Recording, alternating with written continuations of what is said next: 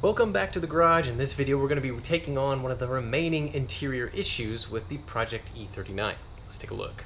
The problem lies within the radio's LCD screen. So you can see that some of the pixels are missing. It's really hard to see like which radio station you've selected or even what your radio station presets are, along with some of the other audio controls you can do inside of here.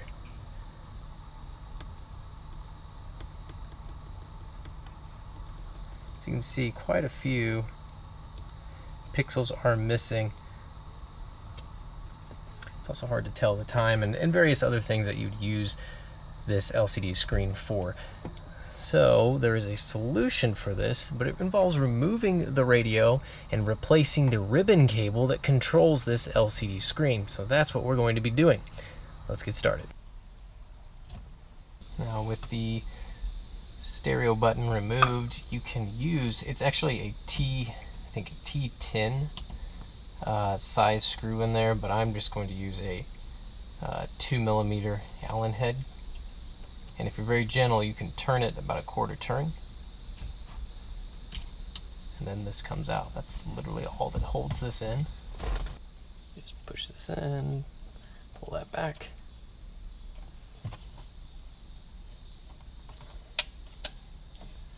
That's all there is to it.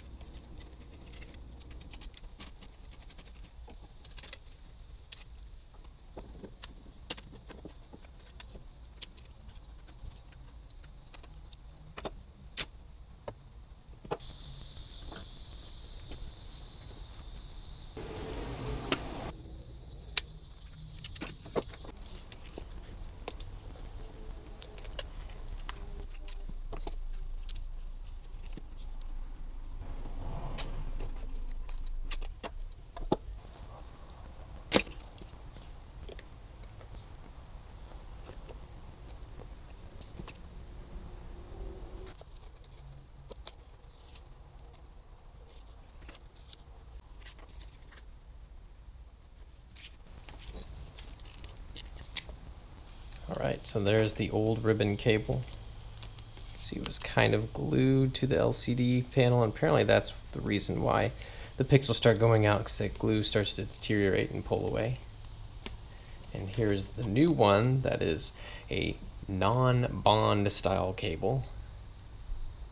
So you don't glue it, you just clean up these contacts on both the circuit board and the LCD panel, and then you just clamp it into place with these clamps that were already on there. So it should be a permanent solution to this common issue. Before I install that, I've got to clean up all the contacts here with a credit card and some alcohol and a cotton swab. Just trying whatever I can to get these clean and shiny.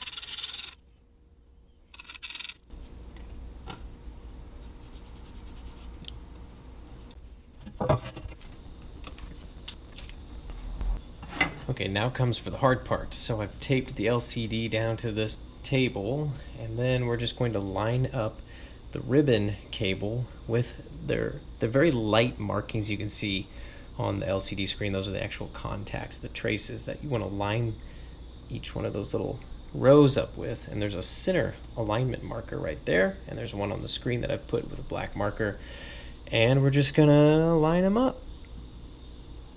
I'm not going to be able to see it on the camera, but it just takes a very steady hand and patience.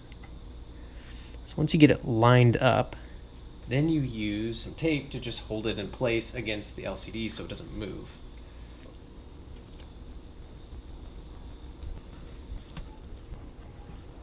So what that does is it keeps it lined up. Now we're going to flip this over and do the same thing on the back side.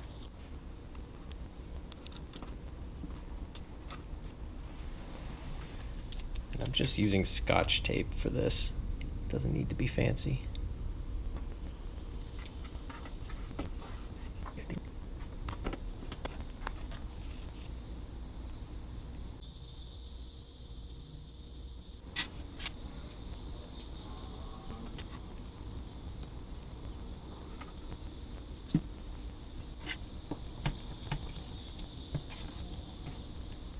Alright, so that is the clamp attached, the little cushion stuffed into the join.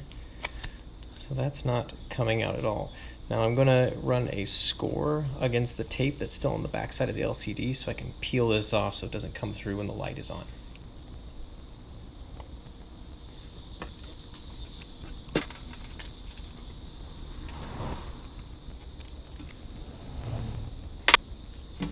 Alright, much better. Now it's time to mount this to the circuit board.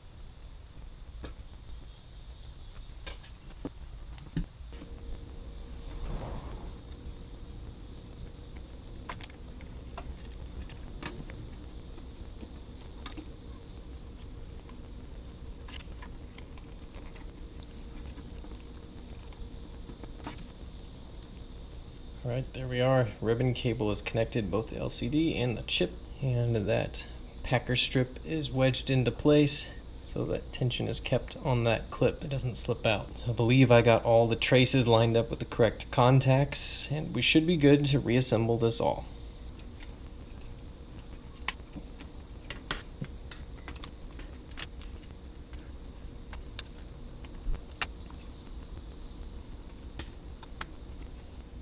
Alright, at this stage, we want to go test it in the car before we put it all back together, just to make sure I did line up all the contacts, because if I didn't, it would be a pretty big downer to have to tear it back apart just to get everything realigned.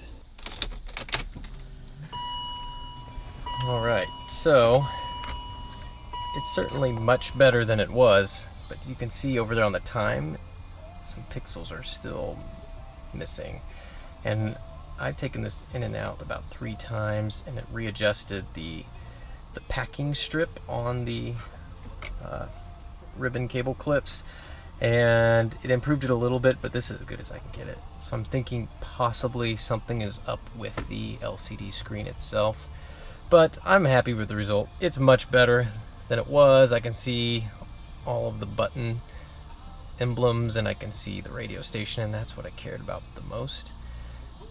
So it looks like certain times of day will be a little ambiguous. As you can see, it's 4:22, and it looks like it's 1:22. So maybe I'll dig into this deeper later in the future, but it is an improvement over where we started.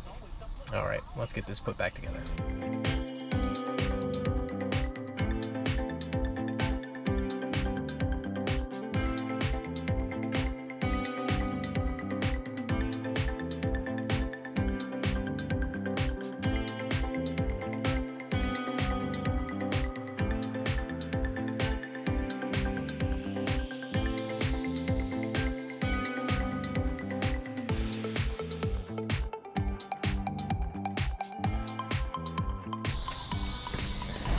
Alright, it's reinstalled now. And actually, there's more pixels displaying than when I tested it, so who knows what's really going on. All I know is it's much better than where we started. So we can go to this audio control. We can actually see that it says bass. See that this says treble, missing 1 pixel there, but I mean overall it's pretty good. So I think I'd still be proud of that result, even though it's not entirely perfect. It's much better than where we started. So there we have it, a couple hours spent trying to fix the LCD display on the radio, and overall a pretty good result. That's all I have for this video, but stay tuned, there's plenty more to come on this project E39. We'll see you guys again next time.